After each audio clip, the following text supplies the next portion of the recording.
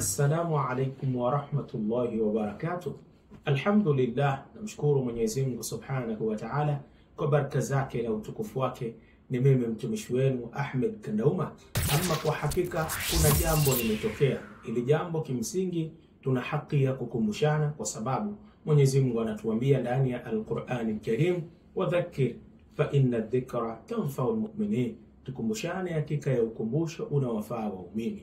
Limetokea jambo katika jambo ambalo kimsingi elimu inatakiwa itolewe. Si lingine isipokuwa kuna wale ambao wabunge wamepata nafasi ya kuingia katika bunge la Jamhuri ya Muungano wa Tanzania. Walillahi alhamdu, Mwenyezi Mungu awalipe kila la kheri na wajalie waweze kufanya kazi katika mwenendo uliokuwa mzuri sana, ili tuweze kupata manufaa katika umma wetu wa Tanzania. Lakini wale wabunge miongoni mwao wapo Waislamu, na kama ulivyo utaratibu, kuna utaratibu wa kuapa, kuna kiapo. Sasa katika kile kiapo, ukiwa umeshika, kwa maana wewe kama Muislamu utapewa mashaf, kwa maana msaafu, ili ushike kwa lengo la kuapa kile kiapo cha bunge, lakini pia na ukiwa unathibitisha kwamba imani yangu mimi na ikubali Qur'ani. Sasa imetokea miongoni katika wabunge wapo ni Waislamu ambao ni wadada, tuseme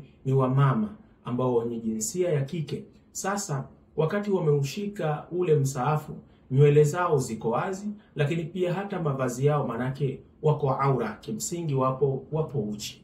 Niwaambie, hili ni jambo ambalo kimsingi sio sahihi katika Uislamu, mwanamke kuishika Qur'ani ili hali mwanamke huyo hajajistiri, manake hajajihifadhi. Inawezekana akawa yupo katika hali ya hedhi, inawezekana akawa yupo katika hali ya janaba, inawezekana yupo katika hali ya nifasi. Itakuwa ni tatizo kwake kuishika Qur'ani. Na haya si maneno yangu, bali ni maneno ya Mwenyezi Mungu Subhanahu wa Ta'ala. Allah anaeleza katika suratul Waqi'a, na hii nimeiweka special ili upate kuiona Qur'ani. Katafute suratul Waqi'a aya nambari 77 mpaka aya nambari 80. Mwenyezi Mungu Subhanahu wa Ta'ala anasema, innahu la Qur'anun karim fi kitabin maknun la yamassuhu illa almutahharun tanzilun min rabbil alamin. Allah tabaraka wa Ta'ala anasema innahu la Qur'anun karim, hakika, maana yake hakika si vinginevyo, innahu la Qur'anun karim, hiki ni kitabu ambacho ni Al-Qur'an kilichokuwa chenye utukufu ndani yake. Mwenyezi Mungu anathibitisha ya kuonyesha ya kuwa Qur'ani ni kitabu chenye utukufu.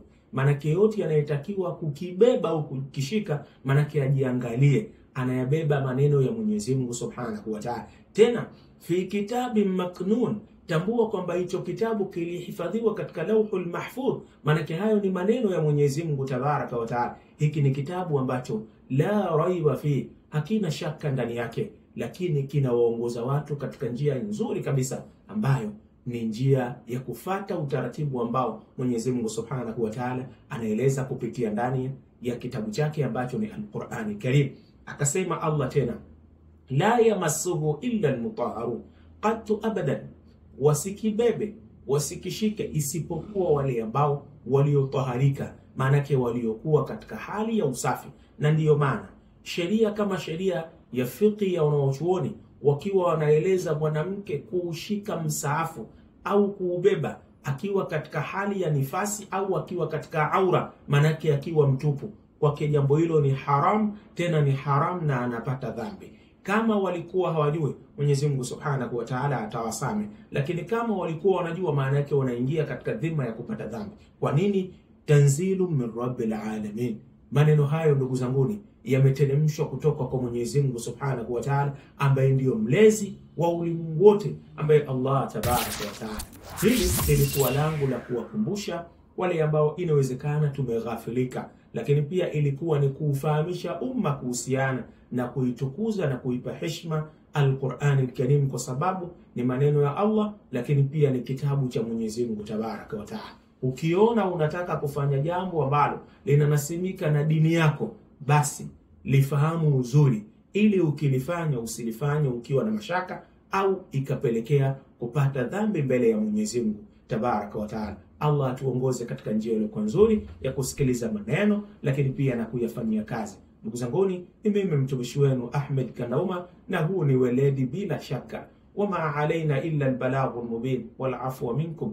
Assalamu alaikum wa rahmatullahi wa barakatuh. Ili kuwa mwanafamilia bora wa Global TV, usisahau kusubscribe, like, kushare na kucomment. Baada ya kusubscribe, bonyeza alama ya kengele ili kupata taarifa kwa kila video inayopanda Global TV Online.